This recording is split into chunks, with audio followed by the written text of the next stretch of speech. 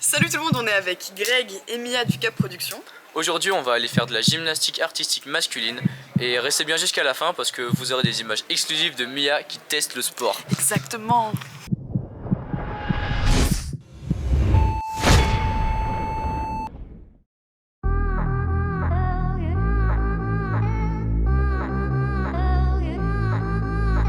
Worship, worship, worship, worship. Oh my goddess, yeah, she the hottest, that's plain and simple. I'll bring on out your Holy Spirit if I bless the temple. I slow it down, speed it up, yeah, I switch the tempo. Just make sure when you bust it back, you pop it like a pimple. I know that's nasty, ooh, you know I like it. Ooh, you so enticing, ooh, I'm so excited. Your is look the bestest, ooh, I wanna bite it. I can see it in your eyes, don't deny it. I know you like it, I know you need that, and I'll supply it. Got that exclusive, and you should try it. The aura that I'm feeling, chilling, it does something to me. I'm shooting half-court shots, I miss it, just forget you. Alors si je devais définir ma discipline en 3 mots, la gymnastique, ça serait de la force, de la souplesse et du cran.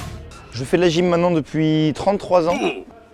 L'apprentissage de la gym est difficile dans la mesure où déjà le corps change en fonction de l'âge et qu'on est sur beaucoup de coordination. Du coup, les techniques évoluent, la force nécessaire est plus importante, la condition physique. Et puis, je parlais du cran tout à l'heure, c'est associé puisqu'à fonction de l'âge, on a plus ou moins peur. Petit, on peut se lancer, on chute, c'est pas grave. Et puis avec l'âge, on commence à être raisonnable, voire frileux avant de se lancer. Et du coup, tout au long de la vie, ça impacte la difficulté de l'entraînement. La pratique de la gym est dangereuse, alors déjà affectivement, parce qu'en fait on peut se faire peur. Du coup, la peur reste et on n'ose plus après se lancer sur différents exercices. Et ensuite, d'un point de vue physique, les chutes sont importantes. On peut tomber sur la nuque, on peut se faire au niveau articulaire, beaucoup d'entorses, beaucoup de luxation au niveau des chevilles, des genoux, des poignets.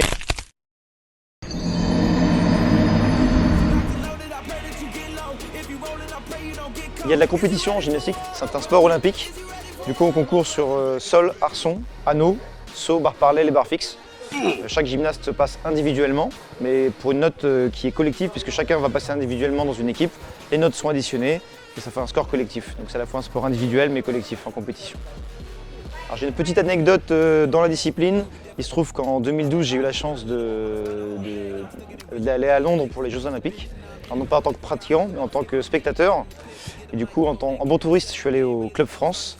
En arrivant, j'ai vu une boutique avec les petites vestes de l'époque olympique. Je m'en suis acheté une tout de suite. Et puis j'ai la chance d'avoir un corps typique de ma discipline. Je ne suis pas très grand, un petit peu musclé de par l'entraînement. Et en fait, du coup, les gens ont cru, de par le port de ma veste, que j'étais un sportif de haut niveau. Il y a un de mes copains qui m'a lancé « Oh, monsieur, un autographe s'il vous plaît ». J'ai signé un premier autographe à un ami. Mais d'autres gens ont vu ça sur le côté, ils nous disent « C'est peut-être un sportif de haut niveau, de l'équipe de France, alors on va se lancer ». Et du coup, je me suis retrouvé à faire des photos avec une famille, signer des autographes. Même un journaliste de l'équipe qui est passé, qui a demandé c'est quel sportif lui, quelle discipline? Oh non, pas la peine, pas besoin. En tout cas, voilà, petite anecdote sportive, disons, touristique.